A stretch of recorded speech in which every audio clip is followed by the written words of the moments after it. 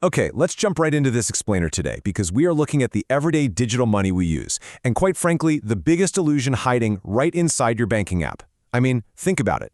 Every single morning, millions of us wake up, we grab our phones, check our account balances, and just go about our day. We buy our morning coffee, we pay off our mortgages or our monthly loans, we buy groceries, heck, maybe we even order takeout at 2 a.m. like civilization completely depends on it. And through all of that, we implicitly trust the numbers on our screens. But here is the wildest part about literally all of those transactions, a reality that is going to completely upend how you think about wealth. That money sitting in your account, most of it doesn't physically exist anywhere. It's just not there.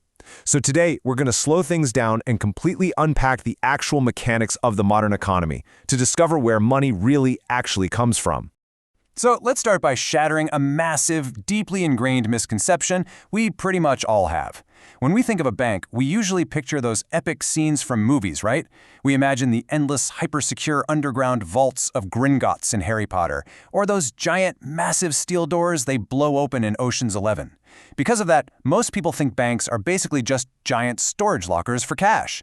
You deposit your hard-earned salary, and they keep those exact physical bills perfectly safe in a box with your name on it, and maybe, just maybe, they lend a little bit of that existing cash out to your neighbor. But the reality? The reality is entirely different. Banks are absolutely not storage lockers. They are literally money manufacturers. They create the vast majority of the money circulating in our economy right out of thin air. Now, before anyone starts screaming that this sounds like some wild, late-night internet conspiracy theory, I promise you, it really isn't. This is a certified institutional fact. Major global financial institutions, like the Bank of England, openly confirm this exact reality. They state plainly and clearly, commercial banks create money whenever they make loans. And they aren't speaking metaphorically here. They don't mean they kind of create money or move it around. No, they literally manufacture brand new purchasing power that absolutely did not exist seconds before that loan document was signed. To truly grasp how this is even possible, we need to understand a system called fractional reserve banking. Centuries ago, early bankers figured out a very simple but incredibly reliable behavioral truth. Not everyone withdraws their cash at the exact same time. Imagine it's just a random Tuesday. If 1,000 people deposit their money into a bank, only a tiny percentage of those people are actually going to walk through the doors demanding physical cash on that specific Tuesday. Well, the entire global banking system is built entirely on that statistical fact. It allows banks to keep only a tiny fraction of their deposits on hand as actual physical reserves, while utilizing the rest of it to expand their business. It's basically a massive mathematical gamble that pays off almost every single day. But because of this system, we really have to accept a massive paradigm shift. When you deposit physical money into your account, legally speaking, it isn't yours anymore. At least, not in the way you might assume. When you open your banking app and see a balance of, say, $50,000, you are not looking through a digital window into a vault holding $50,000 in cash with your name sticky noted to it. Your balance is legally an IOU from the bank. It is simply a scoreboard of their debt to you. They are essentially telling you, hey, if you ask for this money, we promise we'll find a way to give it to you. You are looking at a liability the bank owes you, not your own physically stored assets. Let's move to Section 1, the loan machine, creating money from nothing. Let's look at the actual mechanics of how this creation happens, step by step. Imagine you walk into your local branch to get a 20-lock home loan. The bank does its standard due diligence, right? They assess your borrower risk, they check your monthly income, your credit score, the whole shebang. And finally, the manager approves the loan. But here is where the absolute magic trick of the modern economy takes place. The bank doesn't send an employee down to a dusty vault to grab 20 in physical cash and move it to a new pile just for you. And actually, scratch that. They don't even take it from another customer's savings account either. What do? They simply sit at a computer and they type brand new digital numbers into your account. Boom. Just like that, 20 is born into the world. And this brilliantly illustrates the core fundamental truth of modern banking. The loan created the deposit. They aren't lending existing money. Think about the cascading effect of this for a second. You take that newly typed 20 lakh and you spend it to buy a house. The seller receives it and they deposit it into their own bank. Now to them, that 20 lakh represents hard-earned concrete savings. They might use it to pay a construction worker or go buy supplies from a local furniture store. That furniture store owner accepts it as perfectly valid money, completely unaware that it was just literally typed into existence days ago. Everyone treats it as real money because it acts exactly like real money. The act of issuing the loan itself manufactured brand new purchasing power out of nowhere and injected it into the economy. So once you realize this incredible power, a very obvious question pops right up. I mean, if banks can just invent money on a computer by typing numbers, why on earth don't they just print infinite cash? Why wouldn't a bank just create trillions of dollars, buy the moon, or just buy up every single corporation on earth? Well, they don't do this because they're held back by three massive constraints. They can't just go wild. First, you've got regulations. Governments force banks to keep a strict cushion of safe funds, essentially so they don't take wild, reckless gambles with the entire economy. Second is profitability. A bank only survives if borrowers actually repay their loans. If a bank just creates money to lend to anyone with a pulse, and those borrowers default and fail to pay it back, the bank has to eat that loss and they get financially wrecked.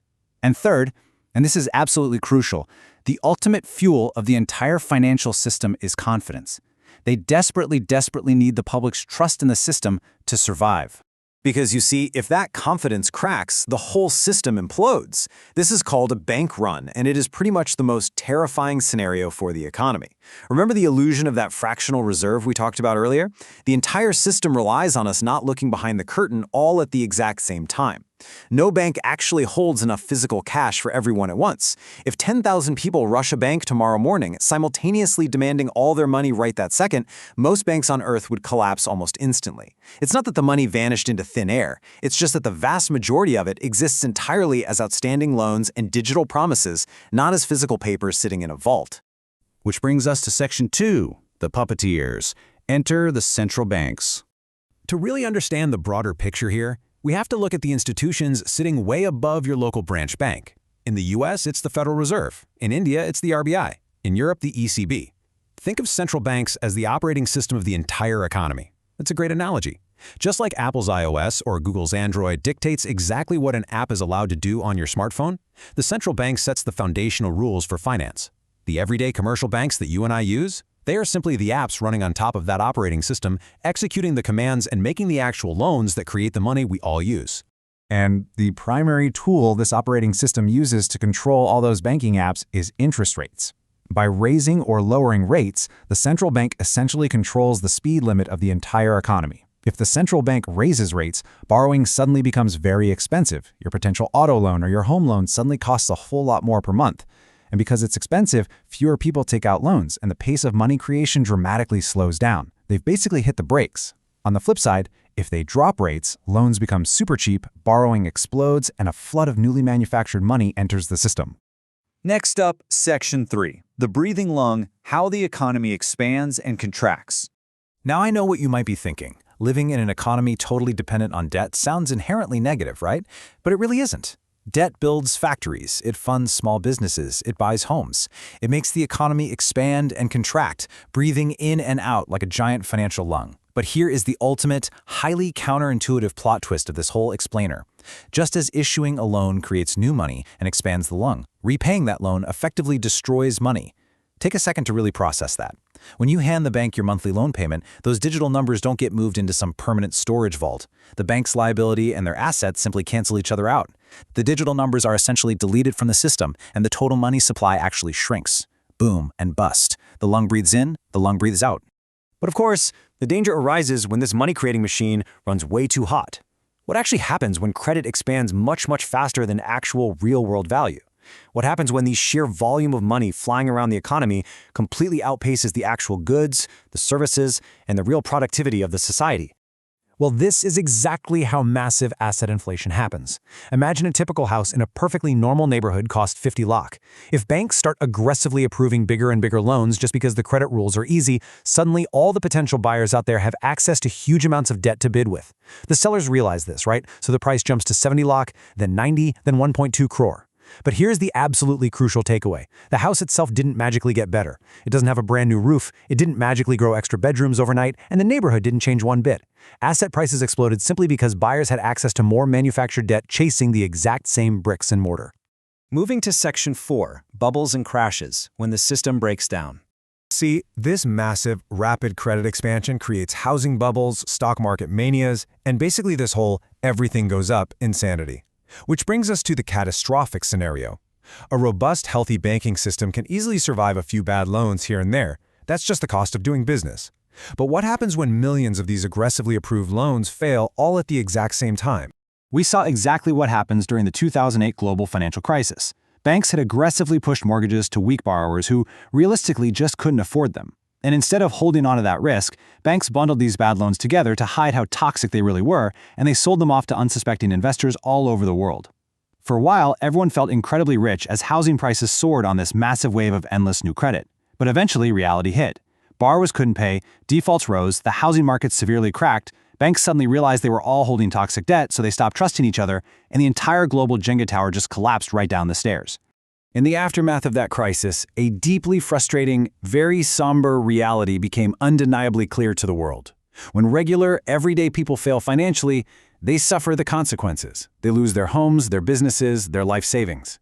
But when giant banks fail, governments absolutely scramble with emergency powers to rescue and bail them out. Why the double standard? Because our entire modern economy, literally every supply chain, every small business, every company's payroll, relies on this bank-created money to function. Governments are ultimately forced to rescue failing banks, because letting the banks die means letting the entire money supply of the nation die right along with them. Which leaves us with a final, somewhat unsettling thought to consider as we wrap up this explainer. We've seen today that the numbers on your screen are manufactured by loans, they are regulated by central bank speed limits, and they are entirely 100% dependent on mass human psychology and trust. So, if the entire modern economy is fundamentally just a massive mountain of debt built on trust, how safe is the digital money sitting in your app right now?